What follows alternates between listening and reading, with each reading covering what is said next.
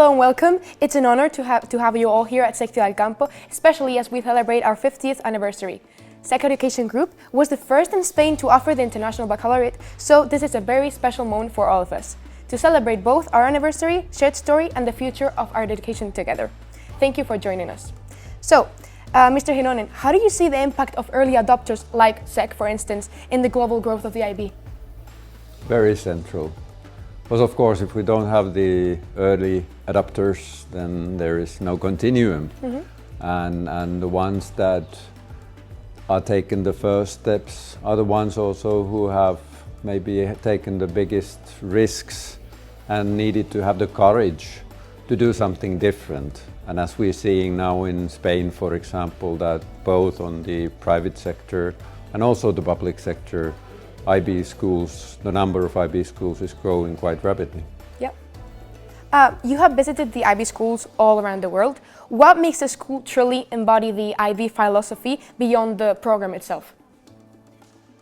I think it's the combination of the school culture, that each school is unique. There is no school that operates in that context, in that community, with those children, with the backgrounds, history, everything. So when truly that spirit of that context is connected with the IB pedagogical thinking and the approaches to teaching and learning, then that combination is the strength that really makes IB school special. Well, many of us as DP students feel that the IB has helped us think more critically and also globally. When you think about your own education, the one you had, what do you wish had been part of it that the IB has now?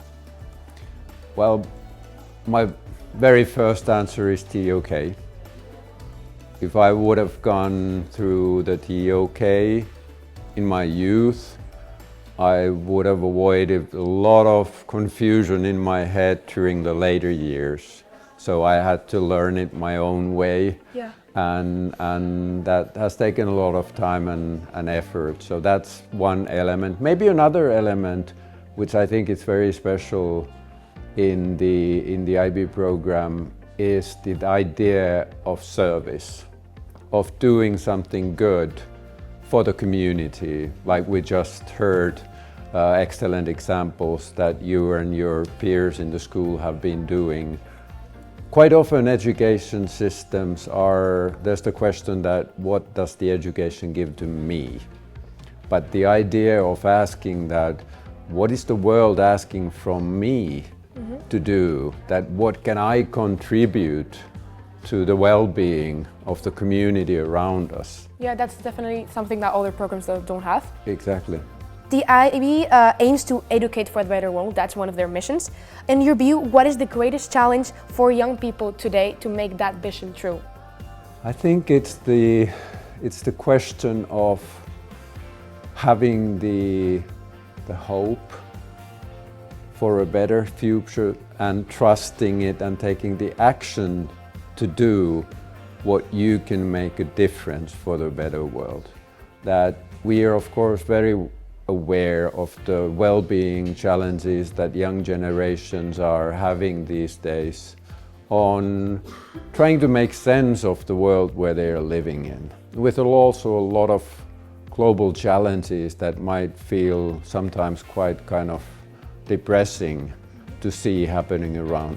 Past generations didn't have that awareness. Exactly. So that kind of sometimes anxiety also in front of those big challenges, to be capable of turning that anxiety and the energy in it into positive action, to do something to make the world a better place. So I think that's the big step that each student needs to kind of dare to do. How is the IB program viewed or perceived by universities abroad? Very positively. I talk a lot with university presidents, kind of deans, faculty members, and they are always telling how well the IB graduates are doing in the universities. Also how ready they are to come into the university, knowing already how to write essays, having the background with the OK, are very aware of kind of also working hard, what it means. So the impression is very, very positive. So they do have, like they do actually take into account all of those skills that are not that important in other programs. They do, because of course for the universities what is important that the students are capable of proceeding their studies and are successful in their studies. It's the core thing for universities, and they are seeing that IB graduates are doing a great job in that sense. How does the IB ensure that it remains relevant in a world where technology is advancing so rapidly? That's a big question. I would say that I think the relevance is partly connected to the technology, but it's also connected to the question that what do you as students feel that is most meaningful for you in life? And I think that's the relevance element also, that we want to make sure that the IB programs are touching those questions that you feel strongly about. Because then the motivation to learn is also there. You know that if you learn more about this, it really makes a difference in your life. So that's the core element. Of course, then the technology is one part, and we want to make sure that, thinking about artificial intelligence, for example, we have very strongly signaled our students and our educators to engage with the new technology, learn from it and with it, to see that what it's good for, what it's not so good for, what are the opportunities with, what are the risks, why does it hallucinate sometimes, and also learn to manage your time, your attention, your emotions with AI, because those are the things that will be challenged with the new applications we are seeing. So that's more about evolving as a person then?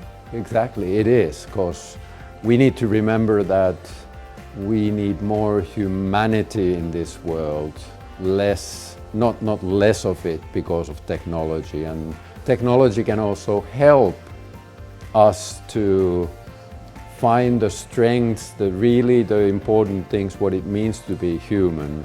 And that is something that we should enable to happen. If you had to define the IB in 3 words, it's a bit hard, what would they be? That's a difficult one. I've never been asked that. I think the inquiry is something that I would take up. The second one is the international mindedness. And the third one would be holistic, a very well-rounded education. As a student, I personally would love to know, what inspires you personally to lead an educational organization like IB? Especially 2 things. First of all, the mission, kind of enabling to create a better and more peaceful world through education. It's not difficult for me to wake up every morning to work, to have that kind of a mission to work with. And the second one is, I like difficult challenges and I like kind of complexity, and leading a global organization working in 160 countries with more than 6,000 schools with about 2 million students. There's a lot of complexity with that, but that's exactly what I enjoy. I think the whole IB community shares that, the challenging thing.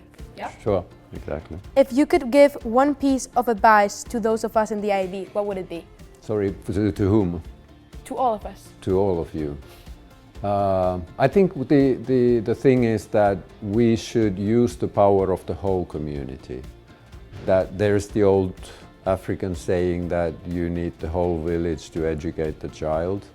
And on a global level, it's the same thing, that you need all the actors in the community to really enable the education for young people for human and planetary flourishing. So really kind of support those interactions with parents, with kind of educators, the universities and so on. If we are capable of nurturing those connections, we have a very good possibility to grant you an excellent education. What quality would you most like to see in the IB students of my generation? One quality? Yeah. Balanced. Balanced. Yeah, kind of.